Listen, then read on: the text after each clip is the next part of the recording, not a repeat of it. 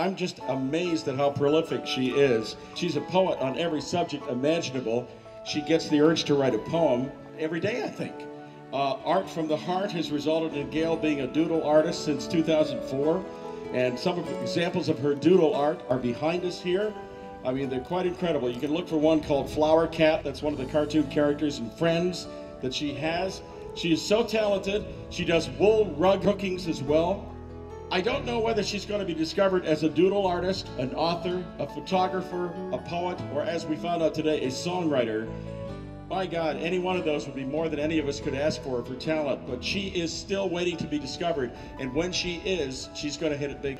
Gail McNaughton has written 5 books, including The Angelic Heart, Blowing Kisses, An Agricultural Adventure in Brazil and Argentina, Garden Memories in the Web of Life, I love that one, To Have a Cup of Tea with a Cat and Other Cat Tales. If you don't have that, you should. I love that too. And her new book, Angel Witness. So would you welcome the very talented Gail McNaughton, Bob's wife. So the book is called Angel Witness, and originally it was to be called Divine Intervention. And that didn't sit well, so the book has taken a little bit longer than I expected. It's a spiritual book of poetry, angel photos, stories, doodle art, and my paintings. The book was started mid-2009 when I decided to go with a US publisher. I got my first copy 2 weeks ago, hard and soft bound, posters, postcards, and bookmarks. It's 250 pages. Titles are in alphabetical order. Photos I picked at random using my angel cards to guide me. Some photos were placed that had symbolic relationships to the writings. The book for me is a continuation of my life's purpose that became clear when I was a teenager, but my writing became more spiritual over the last 10 years with the loss of my Persian cat, RW. What happened to me is part of the book as a story. Photography, doodling, and writing are my passion. How does passion help you? How does it help the world? I see my writing as a gift to help others. First you heal yourself, then you teach others, and you heal other people by them taking their passions and living them.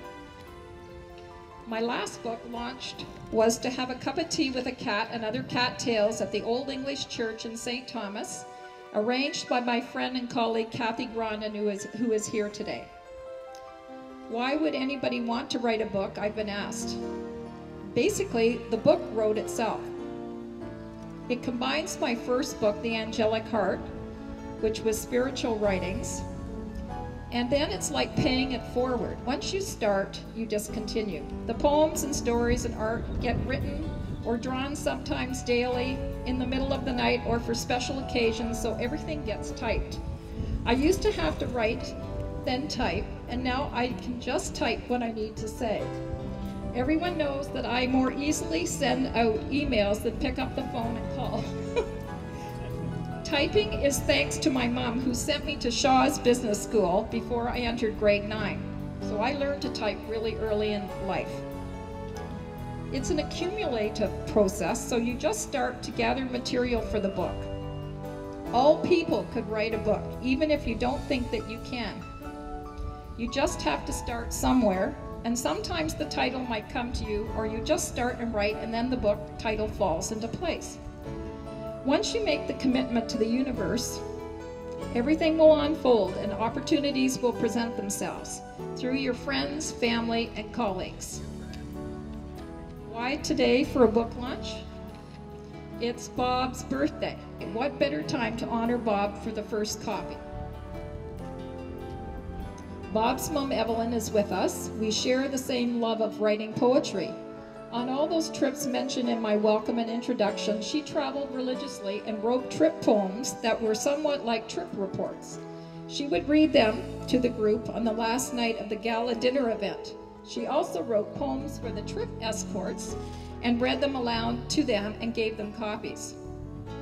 I have great photographer friends here today who allowed me to use their precious angel photos in the book.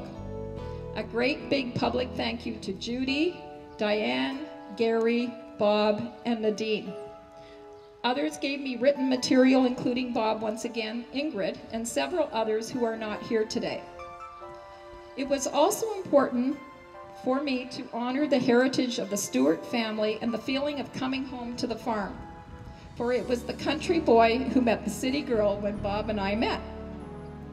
The book will be available on angelwitness.com and gailmcnaughton.com. My niece Crystal, Bernie, is doing some photos and writing a story for the Weekly News in St. Thomas. The book is dedicated to the angels who have directed me, my Meow Meow friends, Wally, Casey, Kelly Cat, and my deceased RW, Bob McNaughton, my husband of now 18 years, of August 15, 2010, Mill and Kelly Nelson, my parents who are deceased, Evelyn McNaughton, my mother-in-law, Norma and Frank Nelson Lamoral, my sister and her husband, Pat and Greg Stewart, my husband's cousins, Unity Church of London, my support structure, Serenity House Hospice St. Thomas for their Art from the Heart program. In closing, I would like to read two pieces from the book. The first is dedicated to Evelyn, called The Purple Gratitude Umbrella. I first met the Purple Gratitude Umbrella when I was caught between sunshine and clouds. The sky opened, it poured, and a rainbow appeared. Its reflection of color caused a gigantic umbrella to open over the earth. It was a beautiful sight and a lovely stained glass kaleidoscope of color. I was bathed in the hues of purple. When it rains, now my umbrella magically appears and I am protected from the downpour. It also happens if I cry, for my own personal tears rain on my body and cleanse and heal it. I've learned that praying with a grateful mind, body, and spirit brings a connection to others who are in need of emotional and spiritual shelter. Even in the chaos of your own despair, if you can see one ray of sunshine, the Purple Gratitude Umbrella will appear to you for all time. The biggest gift you can give to others is to pass the umbrella forward. With hope, encouragement, and acceptance, we can all have a brighter tomorrow as we can take ourselves under the Purple Gratitude Umbrella. Just look heavenward for a rainbow and you'll capture the essence of the spirit within. Where there is purple, there is gratitude. Where there is the Purple Gratitude Umbrella, there is eternal peace. In closing, I want to do a special poem for Bob, which is The Chance That Is Mine. The chance that was mine, I took it, I embraced it, I savored it, I nourished it. My soul fed it too. I was a feast. It was bounty, it was success, it was prosperity, and ultimate joy. Chances are intuitive, motivational, emotional, and charged with electricity. They are the hot tub in the dry desert. The sand dunes may cover it, but the moles burrow, keep industrious, and sleep off the storm. Sometimes they play subterranean golf. They rise to a new occasion, a new self-expression, a new product or service, or a new way of interpretation. The voice of the Lord said, "Follow me and come to the spring and the fountain of inspiration, and let the shadow sit by itself as you soar with the eagles and the angels, for a new day has dawned and I am with you to show you the way." Thank you very much, and thank you for being here so that I could have my book launch today as well.